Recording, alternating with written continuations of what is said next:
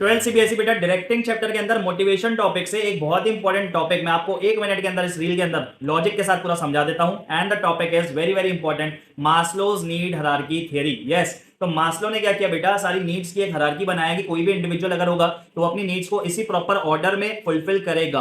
तो इस नीड की हायरार्की को याद करने के लिए एक सुपर इजी ट्रिक मैं आपके लिए लेके आया हूं। एंड द ट्रिक इज पढ़ाई से स्टूडेंट इमोशनली सैड। यस बेटा, आप सबकी कहानी मास्लो की जुबानी।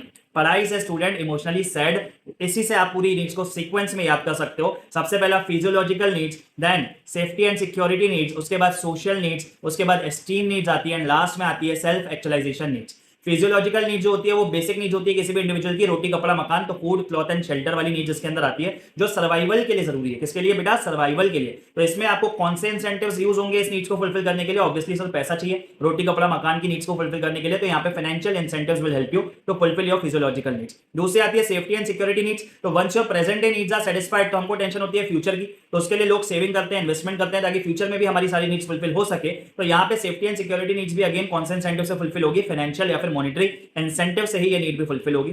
तीसरी आती है बेटा सोशल नीड्स। नाउ वंस बेटा किसी भी बंदे के पास अगर पैसा अच्छा खासा आ गया है, अब क्या चाहिए? अफेक्शन, लव, फ्रेंडशिप, कंपेनियनशिप, ये सब जो नीड्स होती है वो आती है सोशल या अफिलिएशन नीड्स के अंदर। सोशल या अफिलिएशन नीड्स कैसे फुलफिल होंगी? नॉन फाइनेंशियल इंसेंटिव से, जैसे गेट टुगेदर्स वगैरह हो रहे हैं, टीम वर्क पे फोकस हो रहा है ऑर्गेनाइजेशन के अंदर, ओपन कम्युनिकेशन सिस्टम है कि कोई भी किसी से बात कर सके, तो आपकी जो है वो सोशल नीड्स फुलफिल हो जाएगी। उसके बाद आती है एस्टीम नीड्स। एस्टीम नीड्स होती है रुतबा, पावर, प्राइड, प्रेस्टिज, स्टेटस की जो नीड होती है ना, वो सब आपकी एस्टीम नीड्स के अंदर आती है। तो पैसा आ गया, पैसे के बाद इज्जत चाहिए, पावर चाहिए, रिस्पेक्ट चाहिए, रिकॉग्निशन चाहिए, तो वो सब एस्टीम नीड्स के अंदर आएगा।